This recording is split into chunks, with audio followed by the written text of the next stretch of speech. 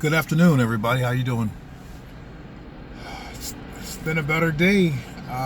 This afternoon, my roommate told me, gave me some somber news that Eddie Van Halen passed away, and I'm thinking that 2020 we were having a pretty good kind of type of rapport. I know there's challenges and everything else, but man, not another one of my heroes. But I haven't had the capacity to go look up the reason why. And you know what? At the end of the day, it really doesn't. It really doesn't matter. People are dying every day, and just because this person has a certain level of celebrity, and I'm sure he's impacted millions and millions of people over the years, and it's just a somber. It's a somber event. So a friend of mine asked me to come down here to LAX to pick up her brother. She's out of town. So I was just blasting some old Van Halen the whole way. And I was just really thinking about that. I got to see them twice on their last tour some years ago, like four years ago. I think it was like 2016, 2015, 2016 at the Hollywood Bowl. So I get to see both of them. I got to see them twice in the course of a weekend.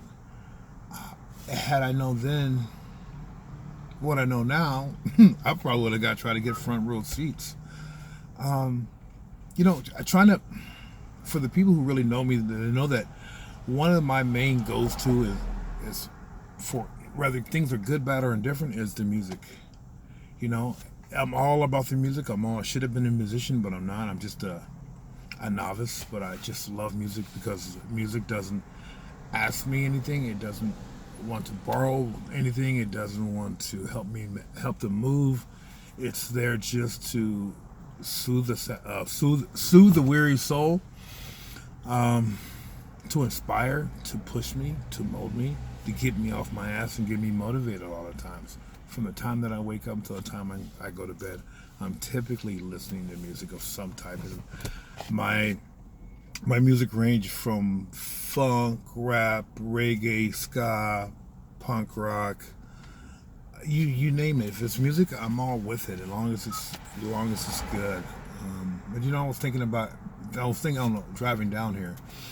I was thinking back to those days back in the 80s, and me being from Pasadena and Van Halen being from the Pasadena area, and as a hometown boy, is probably the biggest person to ever hit any type of celebrity from that town, except for the little old lady from Pasadena. But and I was thinking back in the days when we were in my buddy's garage, and I think we're in high school. We're taking bong hits. We have Van Halen 1 or Diver Down blasting. It's probably midnight, and we're just pounding beers, playing quarters, shooting darts, and just getting wasted, like people in high school do, And but one thing that's always been consistent is that band had a great impact on me in a lot of different ways. Notably for the music, whether it's David Lee Roth's voice, Eddie Van Halen on playing his guitar, shredding it, Alex Van Halen on drums and the percussions, and God, I fucking always forget the bass player's name. There we go again, everybody. Anyway, Anthony Michaels on bass. But more so than that, it was the lyrics, it was the showmanship, it was everything just put together in sheer perfection. And I'm just listening to it on the way down here, and this is even pre Sammy Hagar, the original Van Halen, and then even with Sammy Hagar, some of the music just brought chills to me. I don't know why, because it's just going back down memory lane, and you can actually see the passing of somebody. And today in 2020, I get to come on here and just say, I want to thank you for everything that you've possibly done for me, because your music has kind of impacted me more so than a lot of other people. And now a lot of my heroes are dying. You got Prince, then Albert King, and the list goes on and on and on and on. But in 2020, this was the last damn thing I really needed to hear. But as I like to say, it's never what happens that ultimately matters. This is just how we're going to deal with it. And you know what? I'm just going to try to celebrate life as much as I possibly can, and really hit on point with a song when Sammy Hagar came into the band, Right Now.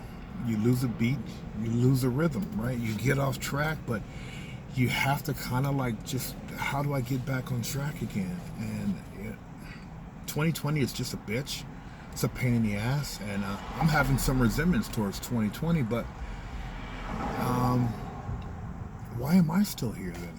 What am I doing? I'm not impacting nobody in the best ways, like multiple millions upon millions of people. But I guess there's a greater need for me to be here, and Lord knows that with my health conditions, some mornings I just don't want to wake up, and when I see some people, it doesn't matter who they are, and I was like, well, why am I still here? What is my calling?